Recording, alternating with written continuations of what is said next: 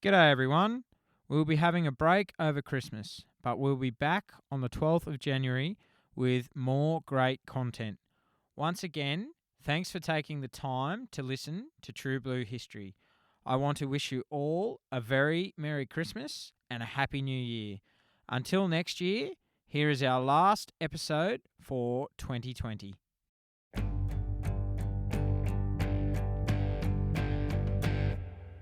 G'day!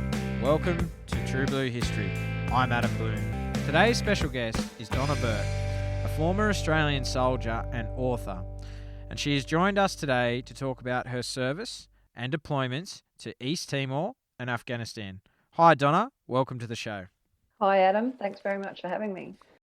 No, thank you, Donna. It's an absolute pleasure to have you on the show. I'm really excited to get you on and talk about your experiences and your deployments. So, in your book, you credit your uncle as being one of the main reasons you joined the army. What was it about him that inspired you?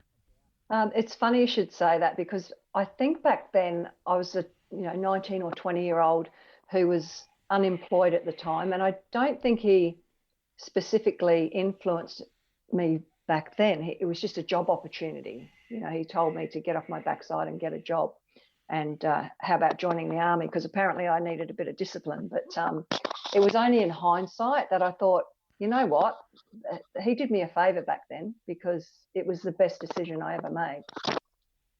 So, you enlisted in 1979. And what was your first impression about being in a male-dominated environment? Did you regret enlisting, or was it totally different reaction?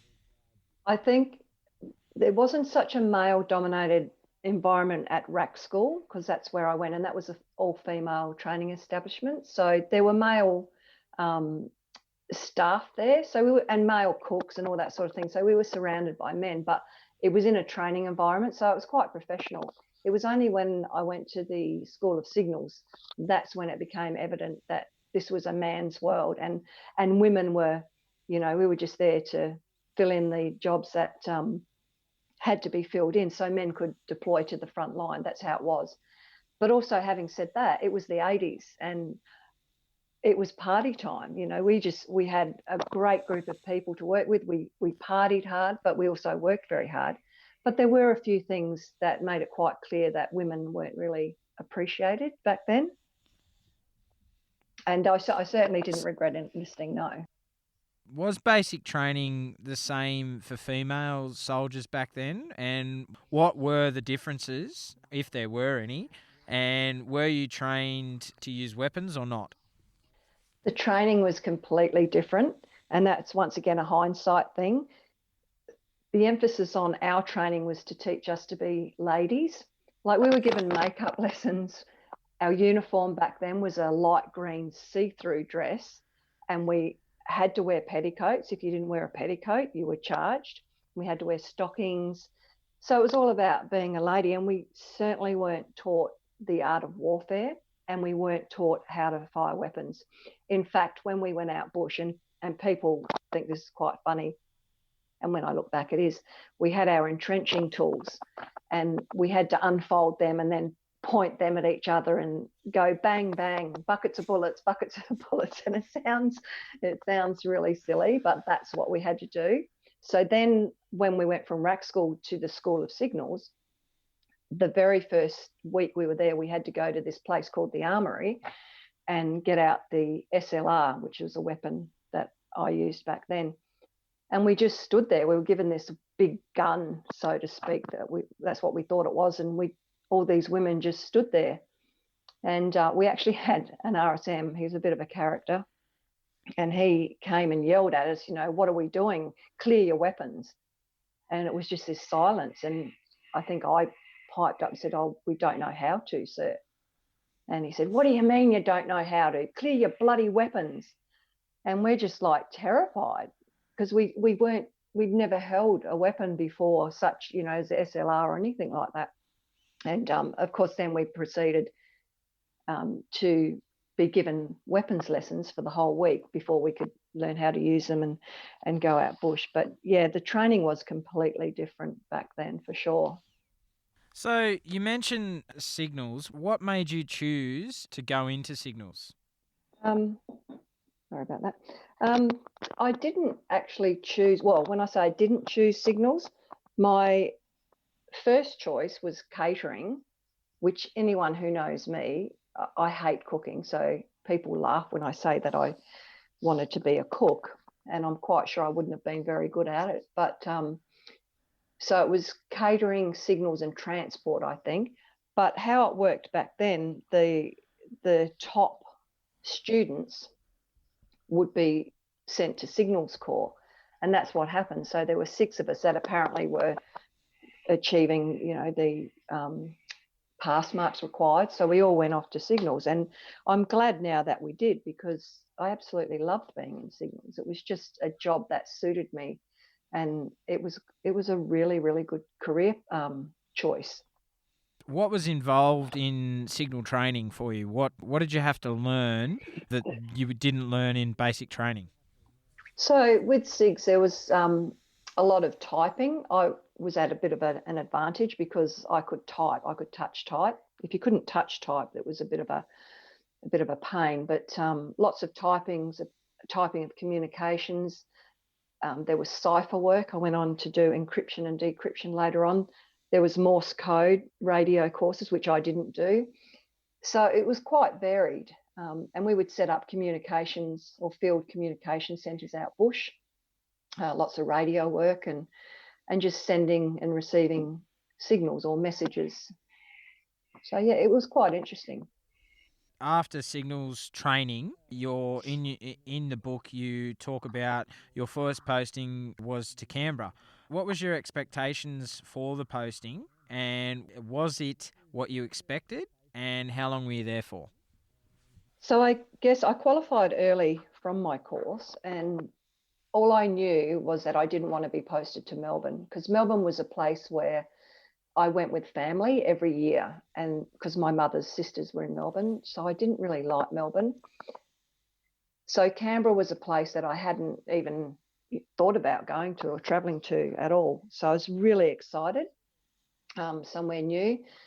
So there was myself and a couple of other girls off the course got posted there, and it was really good. It was enjoyable. We worked shift work, a lot of shift work. We lived in Gowrie Hostel, so we had the housemaid would come in and clean our room, and we didn't have to make beds and do hospital corners and all that sort of thing. That was fantastic. And once again, we'd work 3 weeks of shift work and then have a week off. So I did a lot of travelling around Canberra and New South Wales and would travel back home. Unfortunately, I was only there for, I think, not quite 12 months, and then I got posted to Brisbane. So Canberra, there was a short-lived posting, and then you moved to Brisbane. So, and in 1981 in the book, you talk about where you moved to Queensland, but your life changed. You got married, and you decided to discharge from the army. Did you experience any difficulties settling back into civilian life at that point? I didn't experience any difficulties only because I was 20 when I joined, so I had quite a few jobs. I'd been working since I was 14 years of age, and I was actually studying veterinary nursing before I joined. So I was doing part-time work like grape picking and bar work and stuff like that. But no, I didn't feel it wasn't strange for me to assimilate back as a civvy.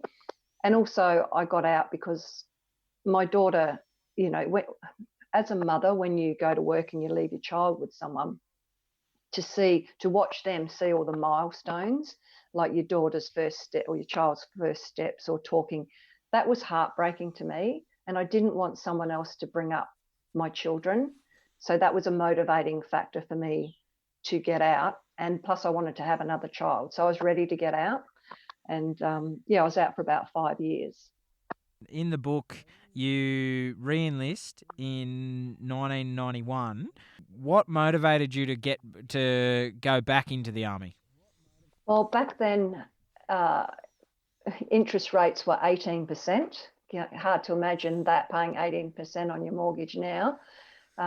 So two people really did have to work when you're bringing up a young family. I was doing a bit of part-time work. As I said, once again, bar work. And I think I worked at Kmart. I did some stock control on Sundays there. But I needed something permanent because it was quite financially, we were really struggling. And we had to sell our house in the end because we just couldn't afford the mortgage. So, and it was just lucky I had a friend, because I've kept my army friends over the years. And one of them called and said, look, do you want to come in and do this thing called Army Reserve? You don't have to get back in, but you can just do part-time. We're short of ComCen operators.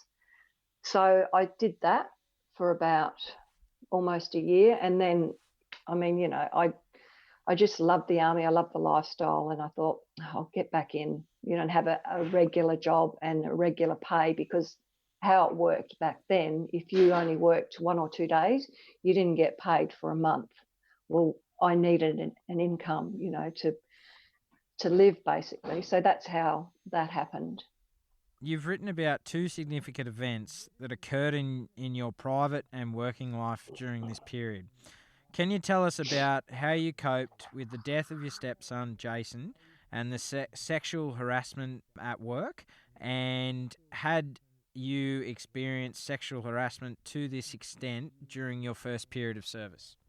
Yeah, Jason's choice to take his life was absolutely horrendous. And it still affects us to this day.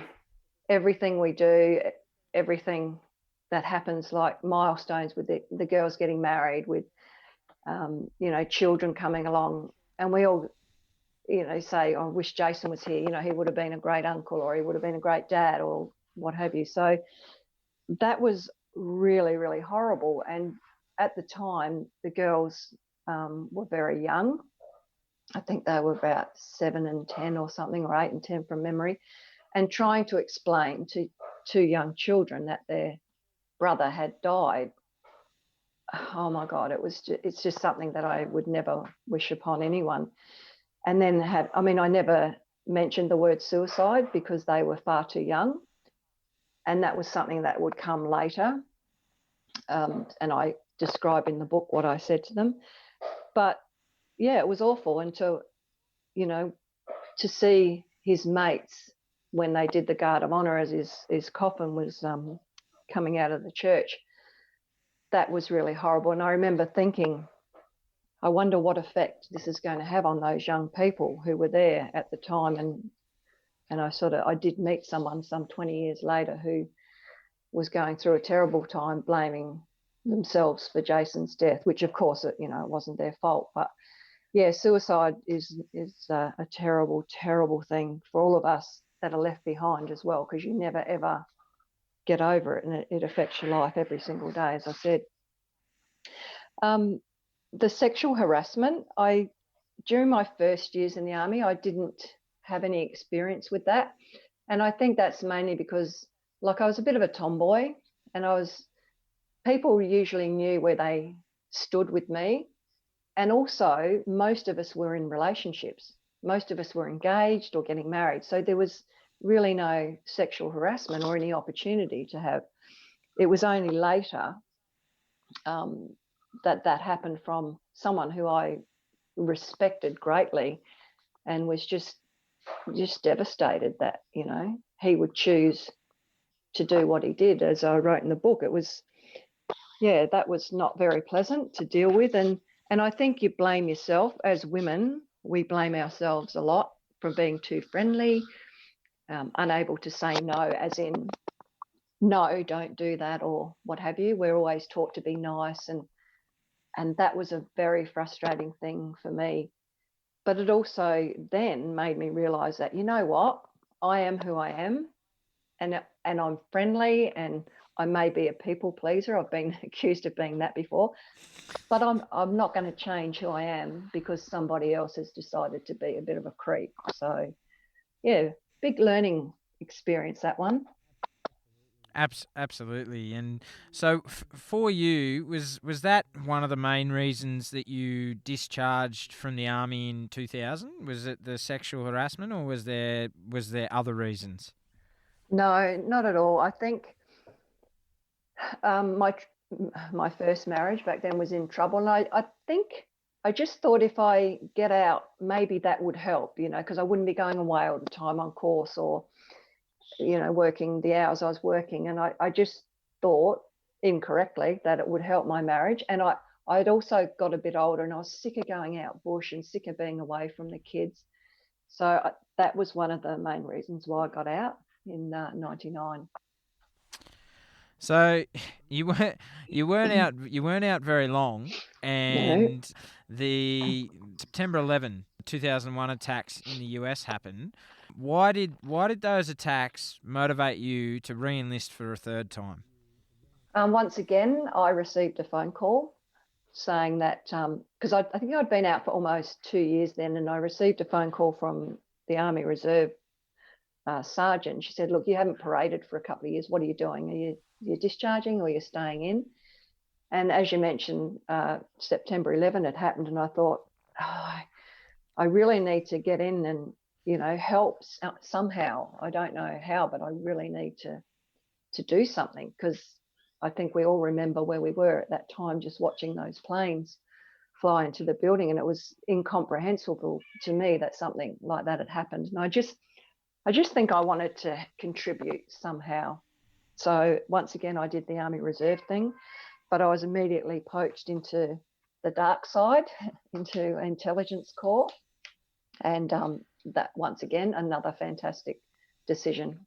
During your third re-enlistment, you deployed overseas several times to East Timor and Afghanistan.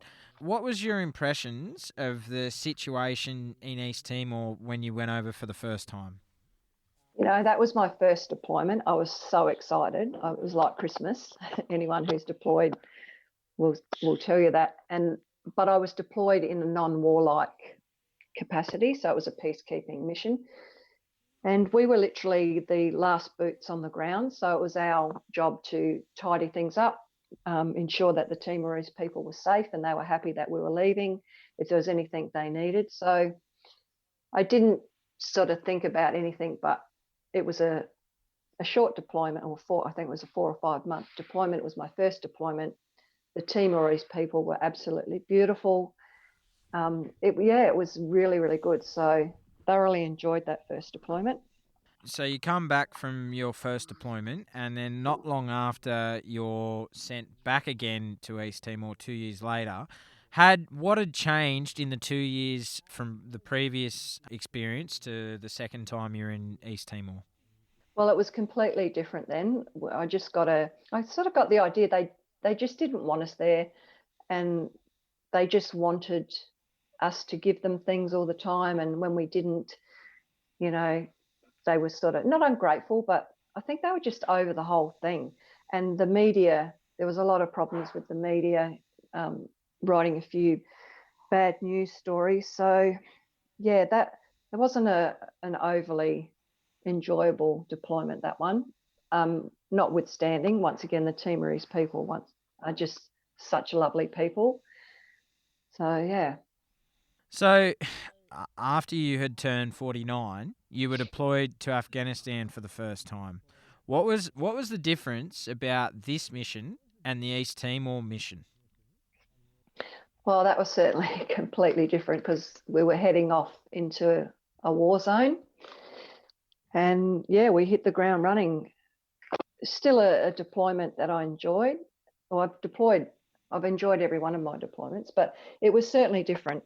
Rockets hitting the base all the time, IEDs, like the threat was constant every single day.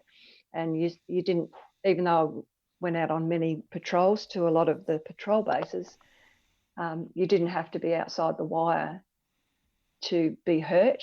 And I wrote about a couple of those incidents in my book where people were killed on base, and I certainly had a few near misses, as did almost everyone there. So yeah, a different deployment. With the deployment to Afghanistan, what did you believe the war on terror was about? And did you think that the lives that were being lost in the campaign that might not succeed, was it worth it? It was worth it. It's always worth it. I think what happens is we tend to become a little bit jaded with I mean, I lost count after the 12th ramp ceremony that I'd been to.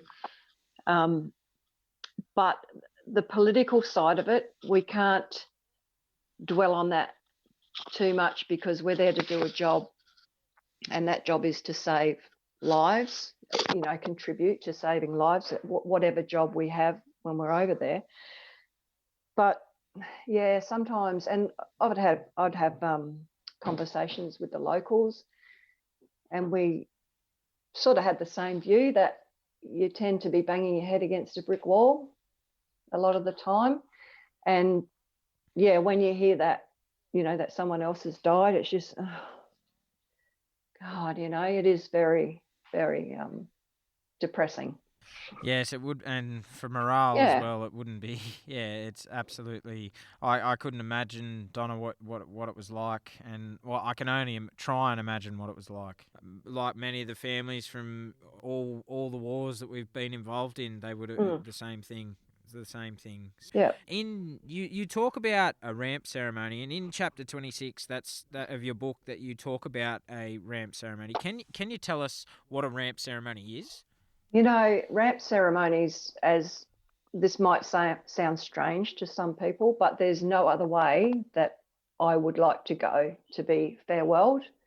So what happens is when someone is injured or killed, there's an immediate comms lockdown. And that's for the families back home to be advised that a loved one has been injured or killed. Now, the reason I'm telling you this is because this leads up to the ramp ceremony. So we all sit there and we know, like, minute by minute what's happening. There's a knock on the door that they're being told, then the media gets a hold of it. And we're all just sitting there in silence. No one speaks. And, you just sort of think, oh, another one. So the body comes back to base. And they're never, ever left alone. So there's a 24-hour vigil looking after that soldier. When the time comes, the casket is put onto a gun carriage, and everybody on base lines the route from the hospital to the C-130 waiting to take the person back to Australia or wherever. So in front of the casket, there's a person walking with a photo of the person, and it's draped with the Australian flag. And as it goes past all of us, we salute. And then not everyone, but most of us would follow the casket then to the C-130. It's then loaded up the ramp of the C-130, the door closes, and when the plane takes off, in my experience, when it takes off, it banks to the left, and when it's up in the air, and sets off a red, white, and blue flares. And we salute again. And then we all go back to the office and carry on. What a very moving and appropriate send-off for soldiers. I see what you mean by there's no better way for a fallen comrade. It's the absolutely moving. Absolutely.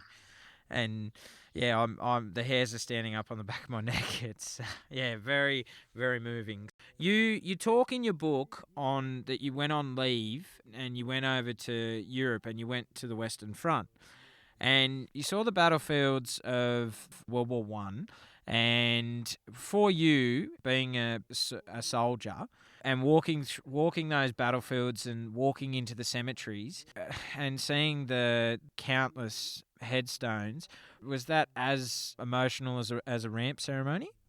It was quite different. Like my husband, he's a bit of a history buff like yourself, and he would talk me through a lot of the battles, the different, whether it was at Bullecourt, Pozieres, wherever we went. And I think, and walking through the trenches, it was, I can't describe, I mean, you've been to places like that yourself, and the respect, the absolute respect that I felt for these soldiers. I mean, we whinge because we didn't get a care pack, back in Taran Kowt. These guys, I can't even describe it. It was so humbling. And yeah, like when we went to Villers-Bretonneux, the people who absolutely love the Australians. That was, wow, that was very humbling as well. But just to know what they experienced, it just made me feel a lot more respectful and appreciative of what they did who have gone before us. They're the heroes, and I get the whole everything to do with war. I get it, and I'm so glad that I went. Absolutely, absolutely. It's I often say it in the podcast, Donna, that if people get the chance, they should go and walk those battlefields. It really makes you appreciate how lucky we are in our country. Like Yeah. and those cemeteries, they are silent cities. They and Yes. you see the personal pain on those headstones, and it's Yeah. it's hard to describe. It really is. It is. It is. And we certainly, like Dave and myself, every single headstone we went and we read every single one over the 3 or 4 days, and just Yeah, said thank yeah, you to these people. And it's probably one of the highlights of my life, to be honest. And absolutely recommend anyone who can walk in those footsteps, do it. It's very, very humbling. absolutely. For you, what was your hardest thing that you found on being on deployment? There's a lot of things about being on deployment that are hard, but I think because I absolutely loved my job. I enjoyed my job, whether it was doing it back in Australia or deploying. So, and I was very busy. I was working long, long hours, so I didn't really have time to dwell on a lot of things. But the things you miss are obviously the milestones, the birthdays. My sister was diagnosed with cancer while I was away on my first trip. She's fine now, but it was just wanting to go there and be with her that I couldn't do.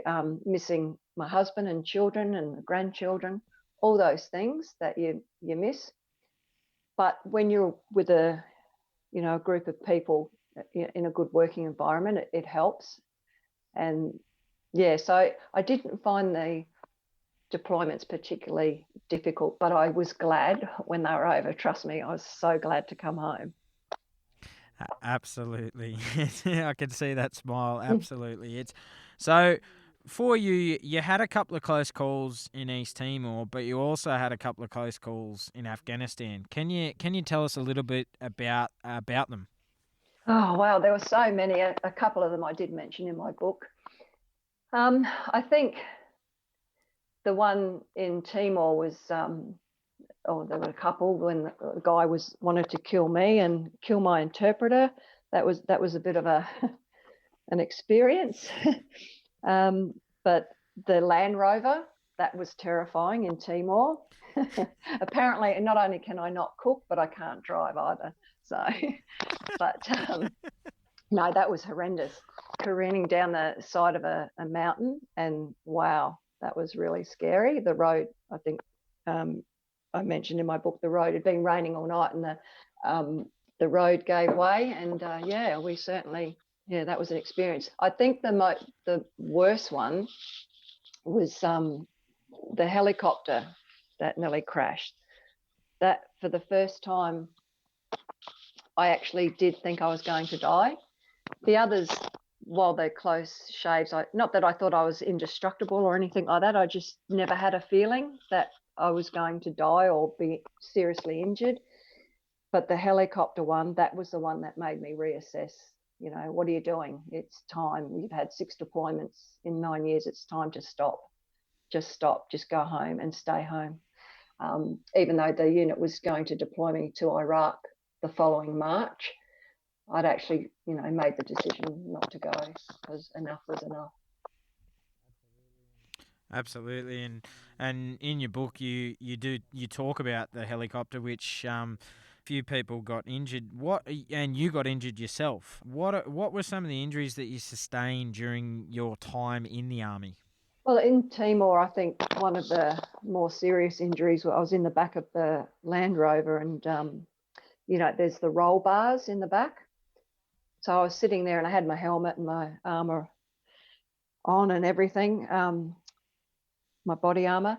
And the roads in Timor are just horrendous. Or you couldn't really call them roads in a lot of areas. We were 4-wheel driving just to go, 50 meters. That's how bad the roads were. But this particular day, we slammed into a crater, not just a pothole. It was an actual crater. And I bounced down and back up, and my helmet smashed against the roll bar and it compressed my neck. So the result of that is 3 bulging discs in my neck. I have 2 bulging discs in my back and a tear. I've got the obligatory knee injuries, the lack of hearing. I think that might be old age, but, from all the loud explosions and the lots of travel in the back of a C-130. So, yeah, I just have a lot of physical injuries. Obviously, I've got PTSD and all that sort of thing as well. But, yeah, you just cope. Like, I go to physio weekly, or I had acupuncture, so I manage the physical pain in that respect. I try and keep as active as I can. But, yeah, so I don't think there's a person that's been in the military that's not injured. No, absolutely. And so you just talked about PTSD. So when you were diagnosed with PTSD, were you shocked? I was shocked. This can't happen to me. I'm so strong, And I used to look at, because there were quite a few people that were suffering, and I'd think, God, like back in the old days, it was, harden up, come on, don't, like, you were considered weak. Not that I thought anyone was weak, but I thought, why can't they get over it? And it's only when it happens to you that you realise you can't get over it. It just happens, and it's the thing that made me upset the most. It was out of my control. I'm a bit of a control freak, but I could not control how I was feeling. I couldn't fix it. That was the thing. I couldn't fix it. So, yeah, it was a huge shock. And why, I'll be right in 6 weeks. I'll be back and off I go again. No, that didn't happen. So it was a huge shock. In chapter 40, you've now been diagnosed with PTSD. You talk about the Soldiers Recovery Centre and the ARRTS program. How did that help with your PTSD? And can you tell us a little bit about that program? So with the Soldier Recovery Centre, it was recommended that I go there just to get away from work, because I was the platoon woe for at the time. My captain had gone on stress leave. My sergeant had gone on stress leave. I was trying to get these guys ready to go to Iraq, and it was just non-stop. And I'd had my meltdown that I mentioned at the very first chapter of the book. So in order just to get away and have a break, it was suggested the Soldier Recovery Centre. So that's where I went. And I think a lot of it, it was a non-judgmental environment. It was just people just wanted to help, and that was to do with the warrant officer who was there, and also the OIC. She was a very proactive person in wanting to help people get better. And it was actually her that suggested I go on this arts program, because I was sort of, back then I was saying, I might write a book. I wasn't actually writing a book at that stage, but she thought that the arts program was something that might benefit me. So arts is, it was creative writing, drama, music, and something else I can't think of. My mind's gone blank at the moment. But there were 4 streams that you could go into. So I headed off down to Canberra. We were actually the first course. So we were the pilot course. And it was amazing. It's amazing because, as I said, non-judgmental. People were there just simply to help you. And I think that it brought back a bit of the joy that was missing from my life, and the confidence, because I literally lost my voice. I couldn't speak. It was horrendous. So that was a really, really good program, and I sell it to everybody who will listen, even friends now who are struggling in the military. I'm all for them going to attend the arts program, because it has helped so many people. And it helped me to make a decision. Do I want to stay in the military and keep suffering and, not getting better, or is it time to go? So that's how it helped me. It helped me to accept that I was unwell and it was time to go. So in the book, you talk about the lead up to your honourable discharge, and what were your feelings at this point in your career? A lot of feelings, a lot of mixed emotions. I just returned from the arts course, and as I said, I was prepared. Yep, it's time to go, time to accept that medical discharge. But I was scared. Probably not scared, but a bit panicky. What am I going to do? I also felt like a failure because I wasn't ready to go. I thought, like previous to that, I wasn't ready to go. I was quite happy to work till compulsory retirement age. So it was more or less, it was not my choice to go. So yeah, lots of feelings of, I think mainly being a bit of a failure, which is silly, But I also said, I remember the day of my discharge, which was the 2nd of February. I said to my husband, I said, well, this is it. Now I'm nobody now. I'm nobody. Who am I if I'm not a soldier? Because I'd, been a part of it since 1979, really. And he said, don't be ridiculous. You're not just a soldier. And I thought, well, I know that. The sensible side of me knows that. But it was a huge loss. Absolutely, and really, I guess in a way, it's similar to people who suffer from depression of where to next, and I don't have a purpose in life now. If I'm not if I'm not a soldier, what am I? And exactly right. So you had your discharge, and would you agree or disagree that the Defence Force is good at turning people into soldiers, but they break down in their support for when their former defence personnel return to civilian life? Sadly, I think they're not very good at when we go. It's a bit of a double-edged sword because the military have to have fit, physically and mentally fit people.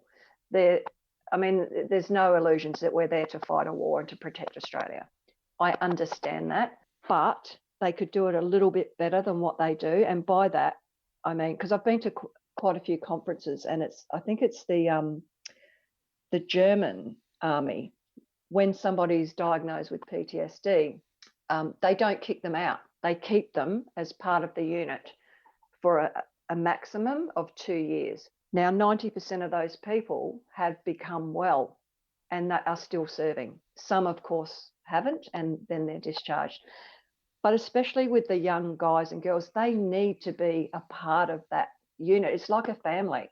And when you're kicked out, and some civilian company who doesn't really get the whole military mindset, they're just after rehabilitating you, ticking the boxes. Yes, we got 7 veterans jobs or this or that. It's really hard to cope with when you're trying to cope with the next 10 seconds of your life and you have to do all this other stuff and your unit has basically, your family has abandoned you, and it is a feeling of abandonment. It just adds to the feelings of failure and loneliness and the lack of confidence and morale. And so I think they could do that a whole lot better, that transition stage. They haven't got that right yet.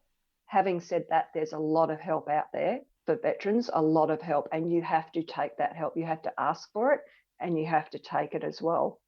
But there's definitely a little gap there through that transition that they need to fix, in my opinion.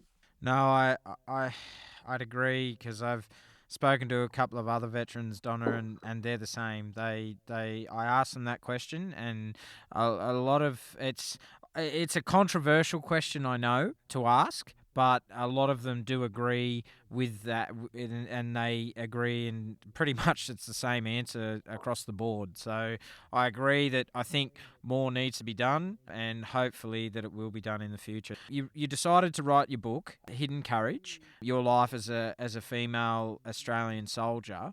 For you, was writing your book a way for you to work through your PTSD? A lot of people ask me that. They say, oh, it must have been very therapeutic and cathartic. No, no, it wasn't. because it started off when I'd come home from work, and I was talking earlier about how confused and, I was, that I had got PTSD. I used to come home and just vent, and that would be typing on my computer. I would just vent and so angry. And as I said, I did that for about a year. And a few people used to say, oh, you should write a book, and go, yeah, whatever. But about a year after that, I looked back, and I think it was after doing the arts program too, of course, that sort of gave me a bit of a boost. But I looked back and I thought, God, I was so unwell, even though I didn't think I was at the time. And how far I'd come in that year. So I thought maybe that's a good message to get out there, that it's not all doom and gloom. There is life after the military, and it can be good. I'm not saying every day's rainbows and unicorns, but there's certainly, from where I was then to where I am now, I think that motivated me to start writing about it. I think the best thing I wrote was the end when I finished it, because it was a couple of years in the making. And there would be certain chapters, which I'm sure you're aware, different ones you've read, with Jason and the stalker and all that sort of thing, that were really upsetting, and it took me a long time to write them. And I would go back and I can't write about that. And then, of course, my editors would always say, you're telling things, you've got to show it by, how did you feel? And when you're in the military, you don't want to show how you feel. We're virtually emotionless, I think. So that was really difficult, to be vulnerable. And but I'm glad that I wrote it, and it did help. In hindsight, I look back and I guess it did help. I have to say, Donna, I've read the book and I couldn't put it down. It's such a powerful piece of writing, and you should be very proud of your book. It is, and I say it to anyone who is suffering from PTSD or even depression, just read your book. It's inspiring, and you are an inspiration. You really are, and your story is worth reading, because as I said, I couldn't put the book down. I absolutely loved it. So well done. Thanks, Adam. I appreciate your support. Thanks very much for saying that. I think we're our own worst critics. I sort of thought, who'd want to read my book? But I've had, when I hear feedback like that, I really appreciate it. So thank you.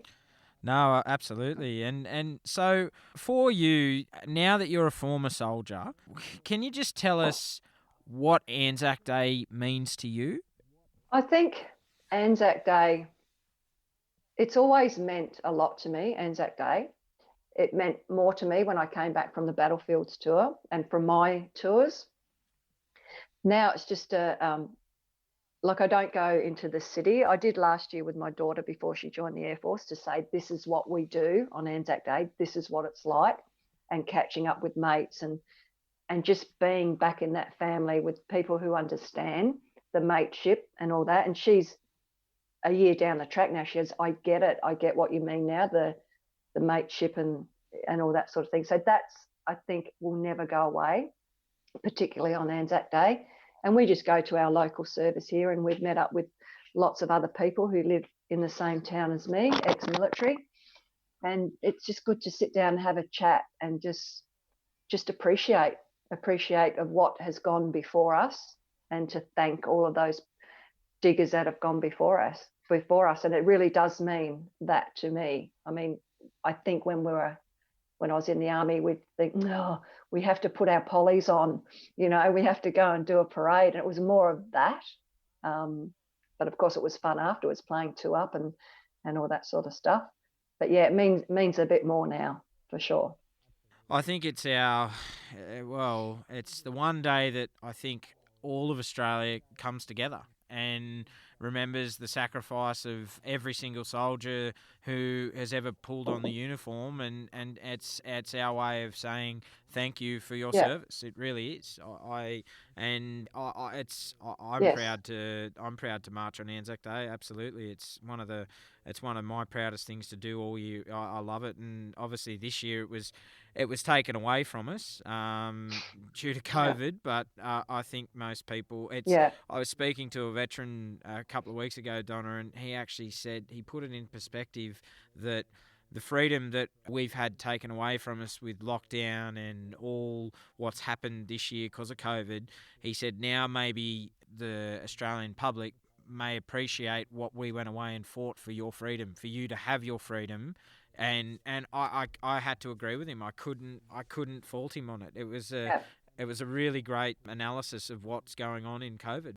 Yeah, exactly. That's exactly right. Just to finish up, what are you working on now, and where can people get a copy of Hidden Courage, My Life as a Female Australian Soldier? So I'm working on another book, a sequel, although it's really hard to get the motivation to do so. I think, as you mentioned, with COVID, the whole world's changed. It's a little bit, trying to get out of that rut. But I think when you are medically discharged, people think you get out and then that's it, life goes on. Well, no, I think it's very important to, and because people have asked, so what do you do? What do you do all day? Like, I think it's important to address, well, what happened next? So then what happened? And discuss, well, I got out and here we are 4 years down the track. This is what life is like for someone who gets out, with all the ups and downs and what have you. So that's a bit of a work in progress at the moment. I've also got I'm actually being painted by George Petro at the moment for The Art of Sacrifice, which is his book that is coming out. So that's interesting. And a few other little bits and pieces. I give talks every now and then. I'm invited to different things. So that keeps me busy.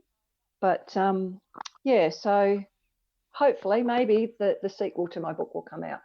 But it is available from in-house publishers. So they've got an online bookstore, and it's www.inhousepublishers.com.au, or you can actually, if you're in Brisbane, you can head on in and buy it from their bookstore. But that's where it's available. It's as I said earlier, Donna, it's been great to have you on and talk about your service and your 30-year career in the Army. And it's, as I said, it's a powerful book, and I recommend that people, if you've got the opportunity, go out and buy Donna's book, because you won't be sorry. It's fantastic. And Donna, I appreciate you coming on and telling us your story as an Australian female soldier. So, Donna Burke, thank you very much for coming on and telling us your story. Thanks for having me, Adam. I've really enjoyed it. Thanks for listening. Don't forget to subscribe and leave a review for the podcast.